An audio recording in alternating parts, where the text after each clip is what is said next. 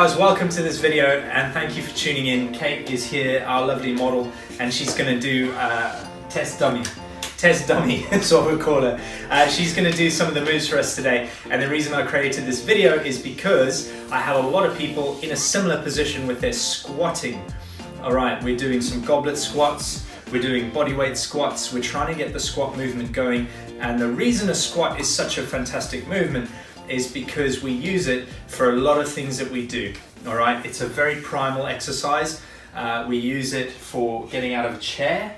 We use it for going to the toilet, which is what Kate was thinking about first and foremost. But we use it in our general movement patterns, and especially when we talk about our glutes and activation of our glutes, our core, our breathing, and all this kind of stuff. If we can get you good in a squat, we can get you good moving in a functional environment, like taking a child out of a car seat.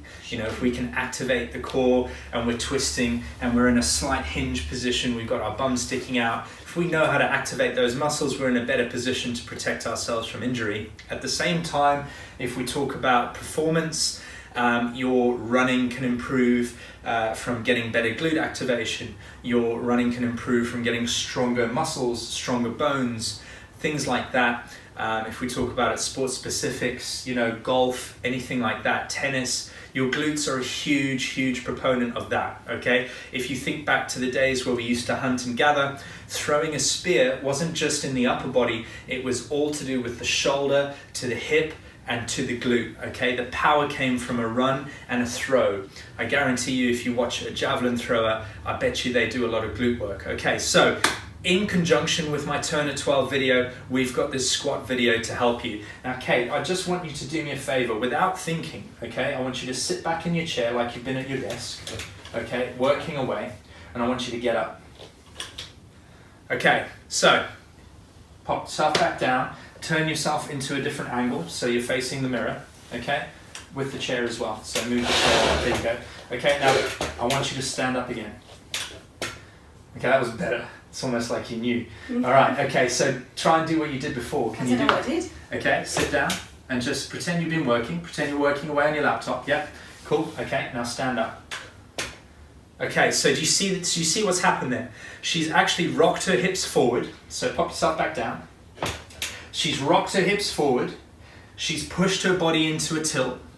She lifts her bum up and she drives up through the balls of her feet. Okay, now, there are a number of reasons why that is not a very good way to stand up, but I can't go into all of them, otherwise we'll be here forever. So if we sit back down, now if you stand up as if you were trying to lift a weight off your back, do you see the difference? Okay, very simple. There's no lean forward. You're trying to stand up and you're probably trying to brace your core a little bit, but more importantly, you're grounding yourself with your heels. Okay, so this is the problem that I see people face quite a lot of. Now, if I couple that with Kate having, if you turn the seat back around to face. Okay, so if I couple this with Kate having had 2 children, right? And doing, let's say I know you don't work in an office, but for argument's sake, Kate sits down a lot. She has had 2 children. She left the hospital after having her baby, right, without much consultation to do with how to reactivate core strength and all this kind of stuff, right? If we take it to a man sitting at a desk, crunching numbers all day, gets up a few times to make a cup of coffee or a cup of tea, doesn't really think about the consequences of how he stands out of his chair. Now that same person goes to the gym, puts a weight on their back and starts to squat. Well, do that bad squat again. Imagine you've got a weight on your back. Where's that weight going? It's going like forward. That way, yeah. Okay, and where's the pressure going to be? It's probably in the back, isn't it? Lower back, yeah. Right? Okay, so we've got weak glutes because we're sitting all day. We've got a weak core because either you've sit all day or you've had children, and that can devastate the core in many respects. And then we rock forward and rock backwards in this up and down position all day, and we're just training a bad habit. So basically, the reason I did this video is because often, and I'll just demonstrate this one, I see people in the gym doing a squat. Sorry, Kate, you're gonna have to just get out of the way. Often I see people in the gym doing a squat and they'll go down and they'll sink into a position. They'll get there okay because they're used to reaching for the chair with their bum, they'll drive the knees together, they'll lift their bum up in the air, and they'll stand up. That's a very exaggerated way of doing it. We're going to work on a way that you can alleviate that, and we're just going to do that very simply by using this chair. Okay, so Kate, turn that angle there for me, all right? All I want you to do is, as you get up out of this chair, feel like you're grounding through your heels, your feet and your toes splay out, all right? And I want you to stand up without using your upper body. Okay, so there's a slight rock forward there. Okay, that's okay though, that's okay. Don't look at me like that. All right, pop yourself back down. Now, I just want you to fire with your legs. Better, okay? Now, if we take this away, turn the chair around, face the chair for me, okay? Hands on the chair, and I want you to sink through your heels using an assisted squat. All right, so I need you to trust that I've got this chair and the pressure in it, and I need you to sink your body further back and further into it. Further back, further into it, okay?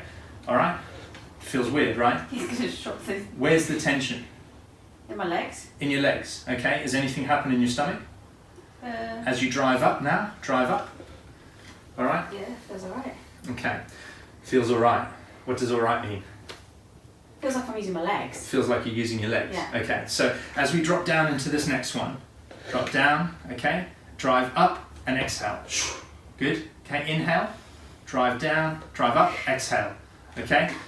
Inhale on the way down, feel the legs work, drive up, good, okay. I'm holding the stomach in as I do it. So you're holding your stomach in and you're thinking about what? Tension in the legs, right? Yeah, okay. pushing down. And pushing down, as in down through the ground. Yeah. Right, down through the heels rather than rocking her way up. Okay, so I haven't rehearsed any of this with Kate. That's why we're kind of having this discussion, because it's an interesting thing to bring up. A lot of people, if you turn and face the camera for me, okay, a lot of people will be very folded forward in a squat. Okay, and then as Kate drives up, her knees will want to give in because they haven't had the right activation and mechanism. So what we've been working on, or what we should be working on, and this is why I'm making this video, is to feel the tension in the legs and drive up using your breath. So think about inhale on the way down, think about creating tension in the thighs, and think about exhale on the way up. That way we use our diaphragm the correct way, the way it was designed, and we're using the muscles in our legs to drive us up rather than just using momentum, using a rock, and then getting that very bad knee valgus, okay? There are variations, there are a lot of things that come into play when we talk about a knee valgus. It's not just about getting out of a chair. There's ankle mobility, hip mobility, knee problems, knee issues in terms of ACLs, tendons, ligaments, all that kind of stuff. So if you are struggling with your squat, watch this video, take what you can from it.